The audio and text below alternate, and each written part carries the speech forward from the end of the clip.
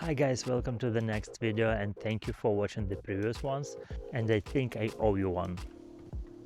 As a PM, I should show you the full portfolio that I have. 2 vehicles, bunch of services for each of them. I will reveal one for each video. And we will be following the roadmap together. We will see if the PM can actually execute something. Alright, things I track every time I touch this car. How much I plan to spend, how long I thought it would take, the thing most likely to go completely sideways, and what actually happened when it was all said and done. But the part I'm most excited to show you is right here at the bottom.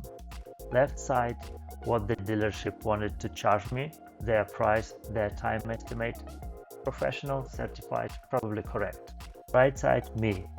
No experience, a YouTube tutorial, some parts from Amazon, and way too much confidence. Sometimes I'll win.